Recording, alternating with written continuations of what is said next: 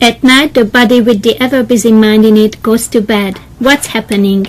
You collected lots of experiences throughout the day through your 5 senses. Isn't that so? Lots of experiences. We could say lots of stimuli or information hit you during one day. And I'll tell you something, you don't remember not even 1,000th of it when you go home. Believe me, not even 1,000th. And interestingly, when you die and go through death, those who come back, they say they experience clinical death. Do you know what they say? That their whole life ran through right before their eyes in minuscule details. So, somewhere your whole life is recorded, yet you couldn't tell me what happened to you, what information reached you throughout the day. When you go home, your partner asks, "What happened today?" "Ah, nothing." And really nothing. Or can you tell her? Just watch it. If you can talk about your day for half an hour, it's ample. But you know how long it lasted? 12 hours. Where is the rest? Because theoretically, to tell what happened to you, 12 hours shouldn't be enough, because information flooded through your eyes, ears, your senses. In one moment, information reaches you from 5 directions. Theoretically, not 12. But you would need 60 hours to tell the story of one of your days. But remember what I said, you are not present in your life. Yet something recalls everything, even those things which you don't remember. Ask your child when coming home from the kindergarten, "What happened, my son?"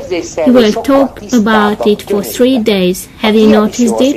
He never stops talking, he will just talk and talk. He is still there in the present. Imagine, his senses are much purer, more beautiful. Your senses work well too, but there is a problem with recording, because you concentrate your attention on one thing. I have to go into that fucking workplace again, and off you go.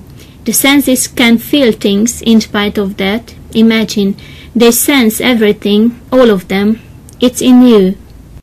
Well, by now I know that when the physical body goes to bed and sleeps, and in our mind, the information and stimuli which flooded toward us during the day are accumulated.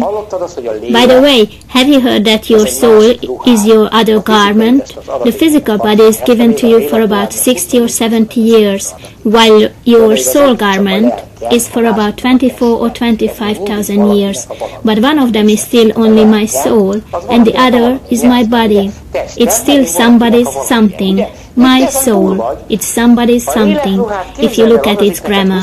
My body, again somebody's something, and you are beyond these.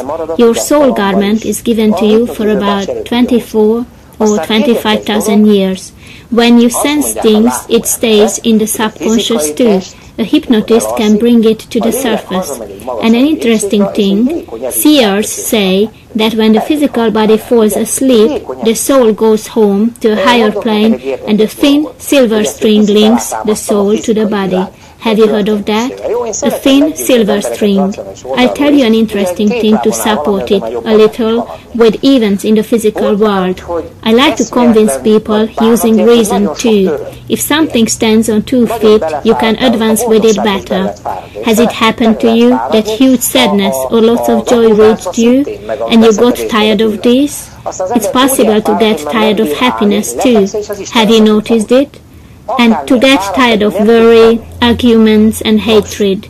You get so exhausted, you can't even stand on 2 feet, so you go to bed, but you just can't go to sleep. However tired you are, you can't sleep. Where is every information recorded in you? How does a doctor say what sickness you have? Soul sickness. They say the reason for every illness, without exemptions, lies in the soul. Psychosomatic. Imagine, our soul garment records all the information, and that stays in the subconscious too, in the physical, rotting brain, and in the soul garment too. I'll tell you something, you may say it's not true. How can a hypnotist take you back 700 years into a previous life? The brain you have today wasn't there. Your brain is, let's say, 20 or 30 or 50 years old. So how can they take you back? There must be a link between the two. That's what we call the soul garment. In your soul, although it's still only a body of yours, there is every experience of your whole incarnation cycle. Why is it interesting? You go to bed in the evening, your ever-busy mind goes to sleep. Your soul garment takes home the information you collected that day.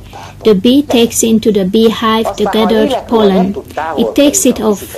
Sometimes, if the soul garment can't distance itself from the physical body, then the information collected during the day is too close to the physical body and physical mind, and you toss and turn. Just watch it. You can see and feel the whole day inside you, and you can't go to sleep.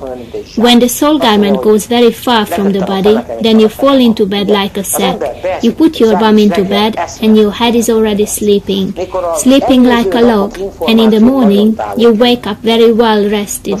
The information of the previous days drifts far away from you. Well, how does it happen? Every day's information is taken up home in our soul garment. It's easy to understand it nowadays. We upload it to the heavenly internet. Spiritual science calls it Akasha. You might have heard of it, Akasha.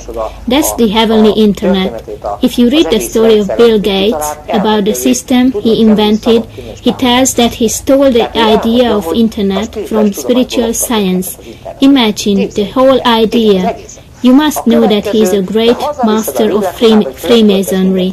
So, you take home and upload everything on the heavenly internet from your soul garment. From the moment that you upload something on the earthly internet, will it become everyone's? Imagine, you upload it and it will never be forgotten. The book of Proverbs says, "Not one hair of yours can fall without my will."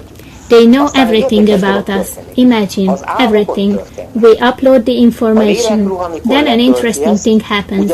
Dreams are created there. The soul garment uploads the information, and you have a program for one day, the way you should be living your life, the way you should have lived today, and you have a tiny bit of free will. 3%.